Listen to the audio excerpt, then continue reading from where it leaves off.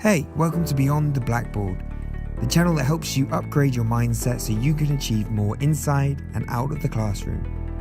If you're asking yourself questions like, how do I up my grades?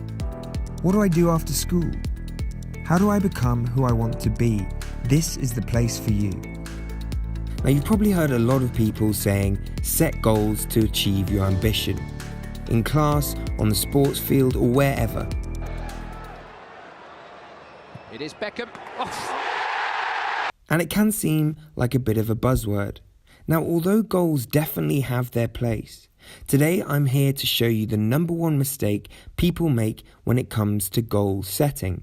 And to do this, we're going to look at the brilliant movie Spider-Man: Homecoming and the dangers Peter Parker faces by focusing too much on his goals. And if you like what you see, don't forget to hit that subscribe and like button to find out about future videos. You guys aren't the real Avengers. I can tell Hulk gives it away.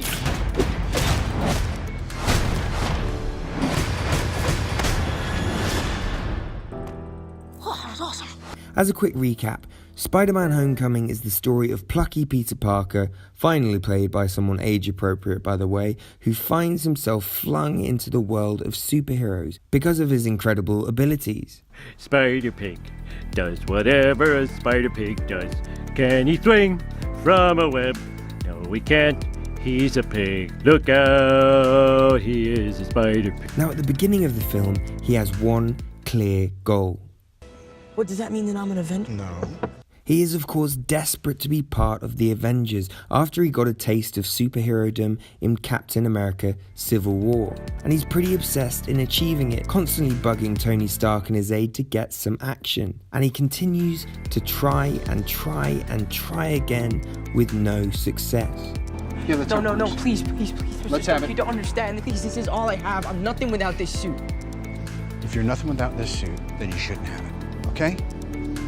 Gotta sound like my dad. Why? He's clearly a very powerful guy with abilities that would surely be useful to the Avengers. But the issue isn't his power or abilities. The thing he doesn't realise, because he's so focused on becoming a superhero, is that he just isn't one. He doesn't have any of the other character traits the other Avengers have developed over their movies, like humbleness, courage, responsibility, or leadership.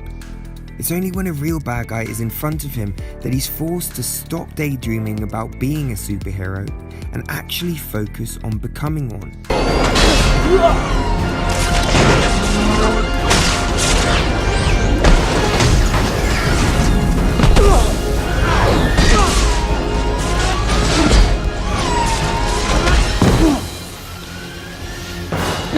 To put it another way, let's say you want to eat a cake.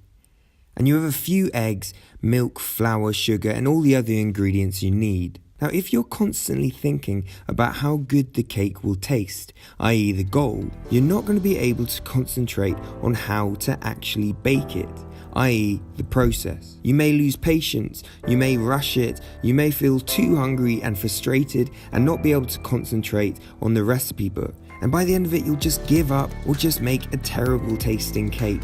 In both of these situations, the key to success was changing the focus from the goal to the process of getting the goal.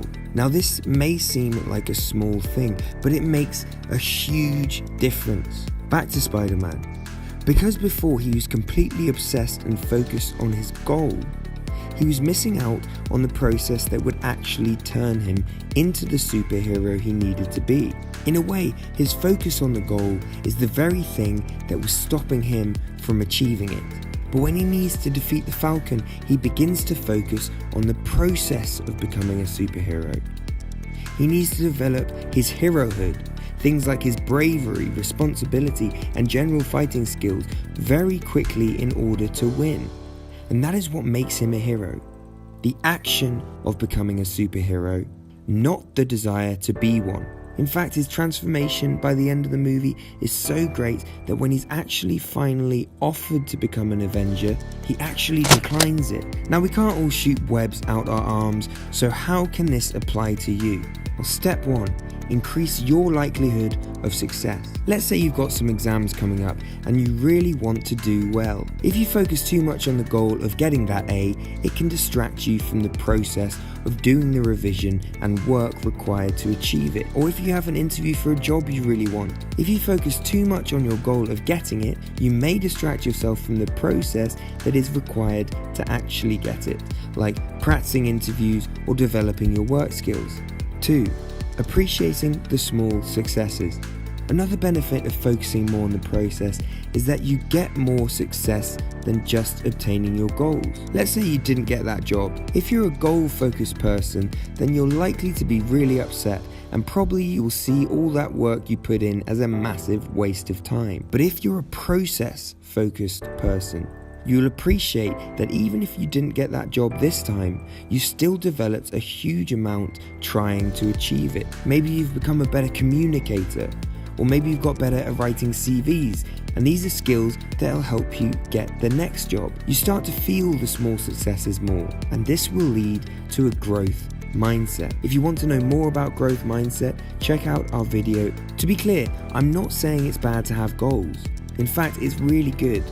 I'm saying that they should not be the main focus. This was brilliantly said in the hugely influential book 7 Habits of Highly Effective People.